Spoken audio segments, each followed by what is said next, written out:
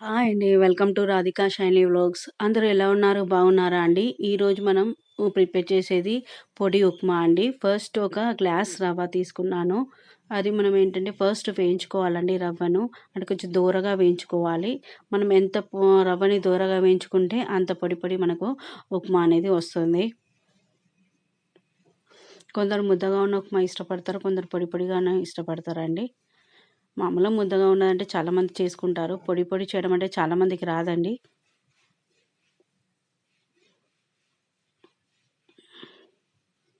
రవ్వను బాగా ఎర్రగా వేయించుకున్న తర్వాత ఒక బాణీలో వేసేసుకోవాలి. అదే బాణీలో మనం ఏంటంటే మళ్ళీ 2 టీ స్పూన్ల ఆయిల్ వేసుకున్నాను.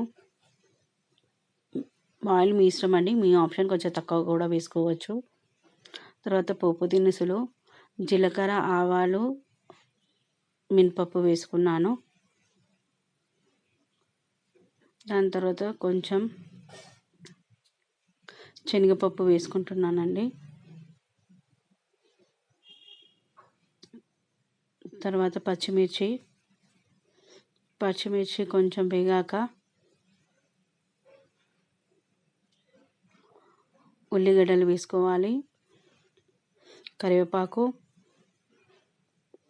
ఎండుమిర్చి,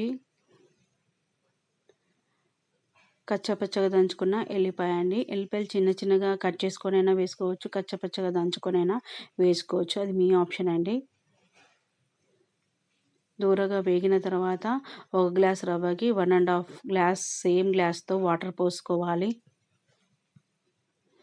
ఒక టీ స్పూన్ మనం ఏంటంటే సాల్ట్ వేసుకోవాలి. మీ రుచి తగినంత మీ ఇష్టం అండి. మీ ఆప్షన్ అది. మూత పెట్టుకోవాలి. హై ఫ్లేమ్ పైన మనం మరగపెట్టుకోవాలండి.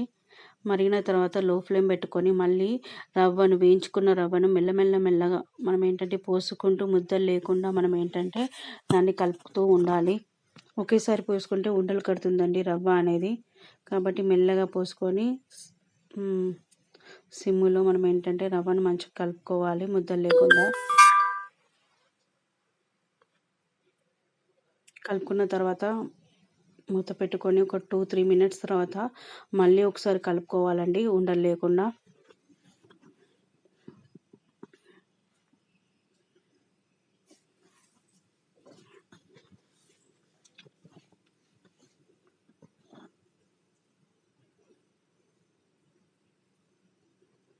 మంచిగా ఉండలు లేకుండా మంచిగా కలుపుకోవాలి. ఎంత మంచిగా కలుపుకుంటే అంత పొడి పొడిగా వస్తుంది ఉప్మా అనేది.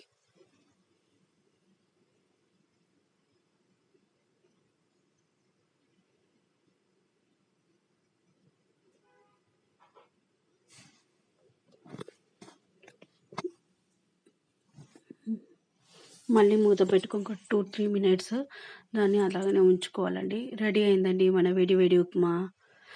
మీకు నా వీడియో నచ్చినట్టయితే నా ఛానల్ని సబ్స్క్రైబ్ చేసి లైక్ చేసి షేర్ చేయండి. Thank you.